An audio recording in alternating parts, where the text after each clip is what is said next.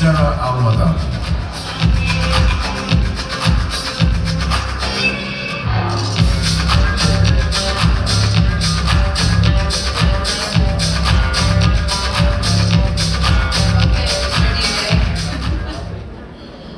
Thank you so much for all being here, and I'm so honored to be an ambassador for AIBC, and I love the topics we speak about, and from my perspective, I'm the kind of speaker that's not gonna come and show you graphs or talk to you about 5 ways to diversify the economy or 10 ways, and this is the graphs. I don't speak like that, because I feel like every issue we have in our economy and society stems from something deeper within than just the circumstances around us.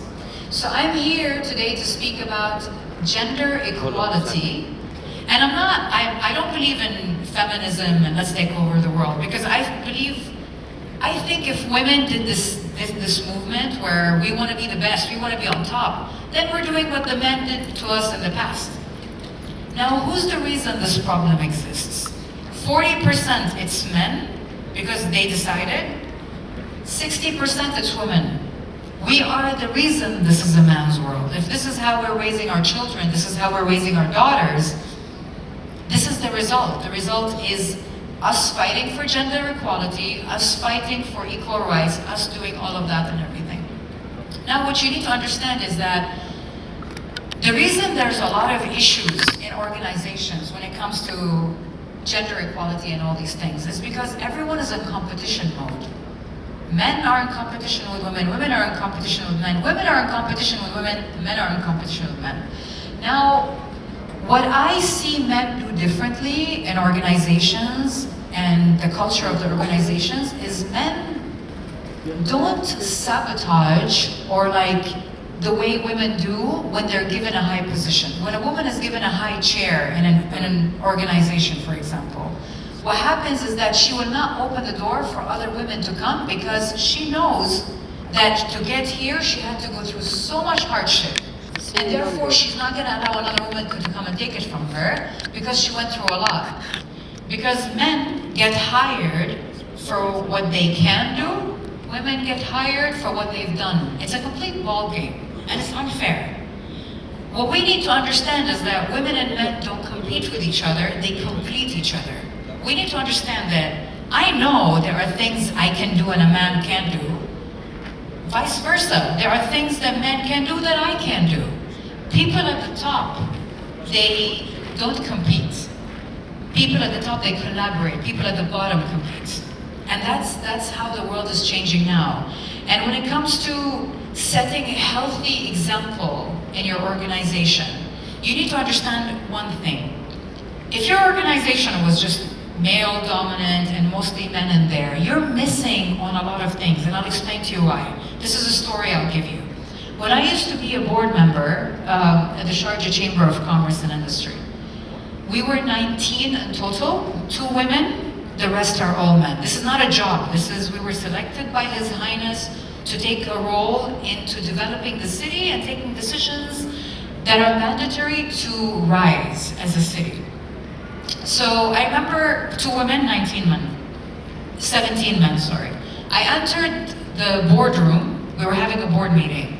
And before entering, I can see the men arguing. No, what is this? This is not right, this is not okay. They're arguing and their voice was high. They weren't fighting, but that's how men speak, right?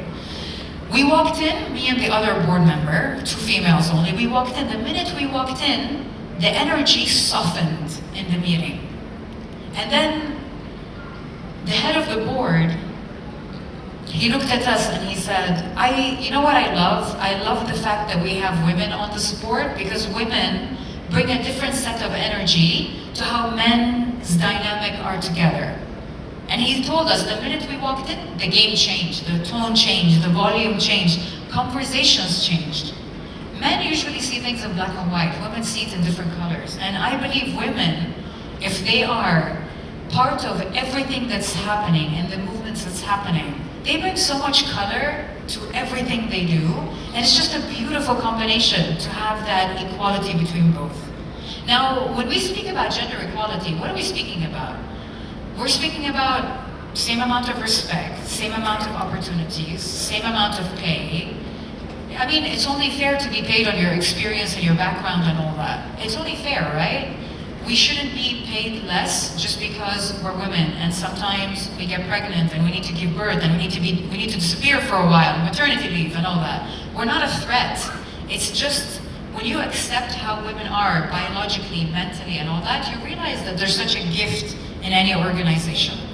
Now, after 20 years of being a fashion designer, I decided, okay, it's the time for me to face myself in the mirror and just tell myself, I don't even like it. I don't even have passion for fashion. And I did that. I looked at myself and I said, I don't like it. Does it make money? Yes. Does it pay the bills? Yes. Have I traveled the world for every fashion weekend? Yes. But I don't enjoy it. That's not who I am. That's who I thought I was. Now, maturity, a lot of people think, oh my God, I'm mature, I'm smart, I'm traveling, I'm well-traveled, I'm learning new things all the time. I believe that maturity is not learning new things. Maturity is unlearning who you were told to be, how you were told to be, and finding out who you really are. Because we are all born with a blueprint. And I love bringing that point every time I do a speech. We're all born with a blueprint. My name is gonna be Sara. This is my culture. That's how I'm gonna dress. That's what I eat. This is okay. This is not. This is fine. That's your limits. I come into this life with a blueprint, so I don't really know who I am because I've been told to be something, told to be a certain way. So I need to discover who I really am. So maturity is unlearning everything you've been told and discovering who you really are and being curious about that part of you. So I decided to shut down my company completely, 20 years. My staff were with me for 18 years, some of them 16 years. I was like, I don't want to do this anymore. They're like, why? I was like, because I don't enjoy it.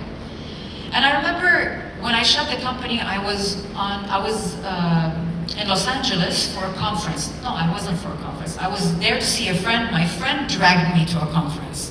And when I reached the conference, it was a tech conference. And we sat down in the crowd and I was extremely bored. I wanted to go to Rodeo Drive and have fun. And she was like, just come, please don't leave me alone. And I went there. I was sitting down, a guy was on stage giving a speech. And he was talking about tech, blah, blah, blah, and all that. And I was sitting down, I had zero knowledge in tech. And he was like, the tech world is made for men. And I feel like women don't fit there, it's a man's world. And the minute he said that, I felt like this electricity move from my toes up to my head. And I made a decision at that moment. I said, I'm gonna be a tech entrepreneur because this guy pissed me off. And why can't a woman be in there? And I kid you not, that was the beginning of my rebellious era, where I ventured in businesses and discovered that the limitations society put on me, which is like, you can't be in a business or manage a business that you have no background, no experience, no information, and you can't be an entrepreneur in that. That pissed me off as well. I was like, why? Why is there so much limitations? So I started the tech company because of that guy, to show him that a woman can be in that industry. And then I fell in love with tech, and then all my investments, all my businesses, everything has been tech. But then I went to another event, okay, and I was sitting down, and this guy was it a Dubai food show, I think it was called. I was there just, checking out the F&B industry with a couple of friends. And I met this chef, and he was giving a talk there, and he said, you cannot be in the restaurant business, the F&B business, unless you have like culinary, is it called culinary, I think, culinary background, you know how to cook, you know all of that, and that pissed me off. What did Sara do? She went to start a restaurant immediately. So just to show people that whatever you project, whatever you tell me I can and cannot do, is a limitation of who you are, not who I am. And if you don't distinguish between being an observer and an observer, then you will get really confused and lost in life. You are here to observe everything, not to observe anything. That's it. I will listen to you. I disagree with you, but I accept what you're saying. You think I can do it? Great, that's your limitation. Maybe I cannot do it with you, but I definitely can do it. So, opened a restaurant, hired that guy to show him that I can do it, whether he believes in it or not, and I made it happen. But then I realized a year later that, okay, the challenge was nice, but it's not my thing, so I shut down that F&B company. So I'm here to tell you that you do not have to have a certain experience or knowledge. Don't let people intimidate you if they have the knowledge for you to be anything and anyone you want to be. You were not born to fit in, you were born to stand out. And the minute you realize that power you have and that everyone's reaction, words, advice is a reflection of who they are from the inside and not you, the more you realize how powerful you are. And if tech is the industry you decided to be in, I love tech. I'll tell you why.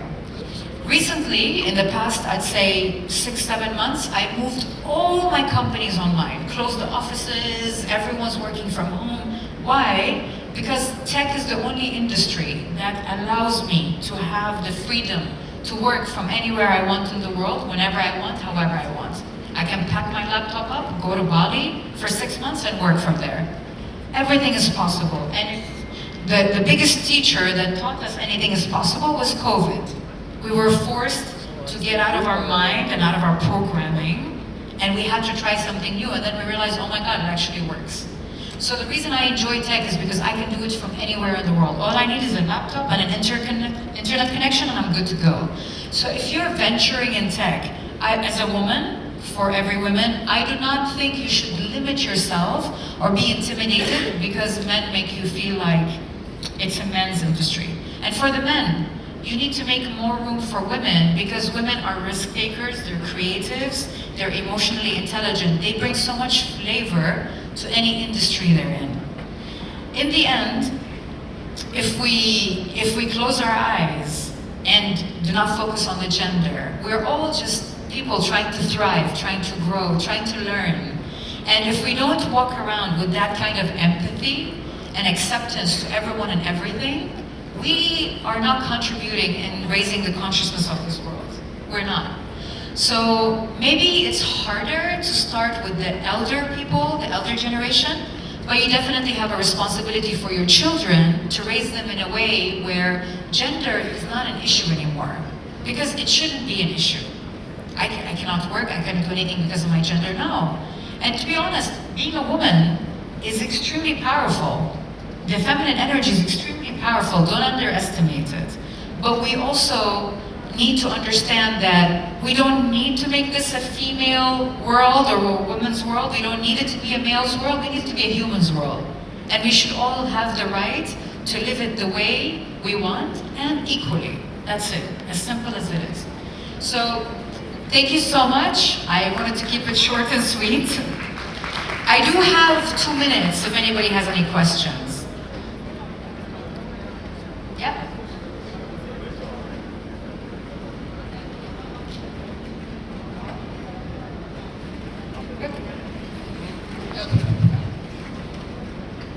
Hello, how are you doing? You spoke about Web3.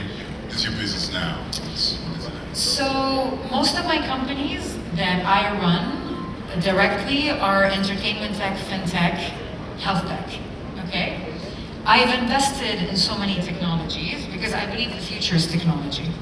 But at the same time, in every business that I do, I make sure that tech is not here to take over humanity and that we're always the higher end species.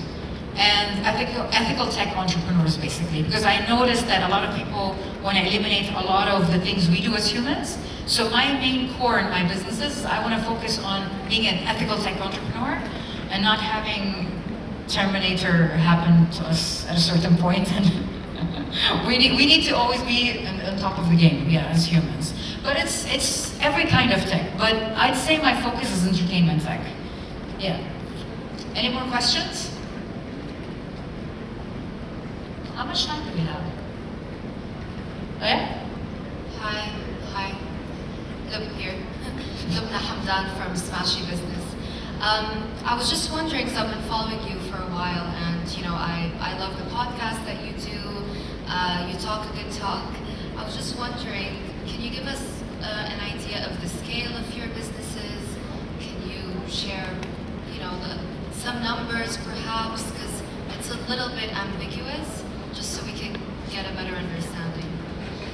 You want to know numbers about my business? I mean, at least the scale of a business. How big are they? So the thing is, my entertainment tech company is one of the biggest ones that I have at the moment. It's actually the only company that I'm still a CEO in. I didn't step down. And it's basically allowing any consumer to have access directly to any celebrity they like, to get a video from them, their merch, anything they want. And our partner in this company is Jason Derulo. So the reason why I do not speak, and I know I get this question a lot, the reason why I don't speak about what I do so much is because this is the spiritual part of me speaking. Because my purpose in life is to spread awareness and light, and not to come and brag about numbers and what I do and all that. Because when I die, I take nothing with me to the grave. It all stays here. Which means that this is not what life is about. Great, amazing, we're making money, we're growing. It's part of the game of having the human experience. But in the end, my purpose, and my manager's sitting next to you, she knows that. My purpose is I'm here to spread awareness and light, so every chance I get to speak, I will not sit and brag about what I have, because I cannot relate to people. Because not everybody has reached this far, not everybody has made this. But I'd rather talk about my failures, my pain, and how to navigate internally, because it affects everything internally. And if I am good at what I do, and my businesses, I run right now 9 companies. I had 26 companies, I failed in most of them. And I'm okay with failing. I love failure, it's a beautiful teacher. But the reason why I preach so much, and if you listen to my podcast and all that, about healing and growth, is because once you've done the inner work, you're a better entrepreneur, you're a better creative person, you're a better partner, friend, sister, daughter, father, mother. It all starts within, and this is why I focus on so much within that I don't wanna bother you. Like if I sit in here, fine, I have a wealth management company, we've taken 27 companies public. Don't you think That doesn't feel like anything, right? There's no emotions there.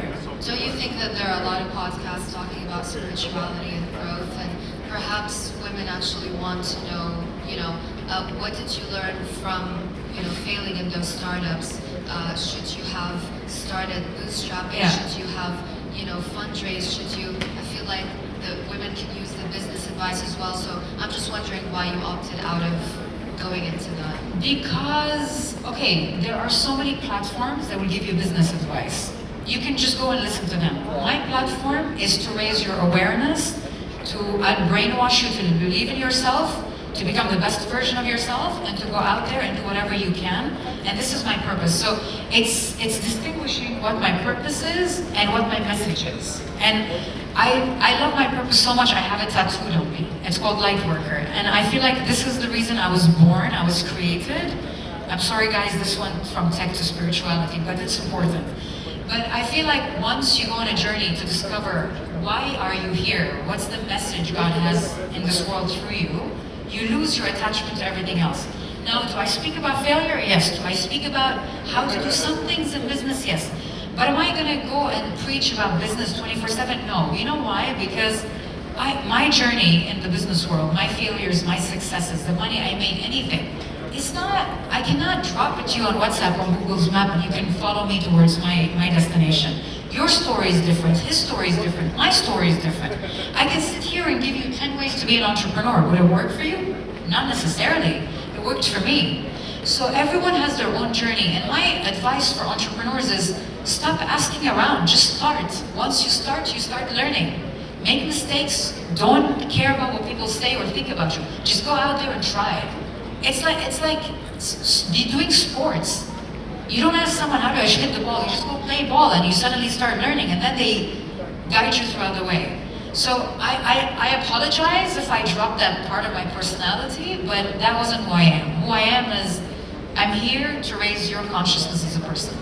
Yeah. Thank you. You're welcome.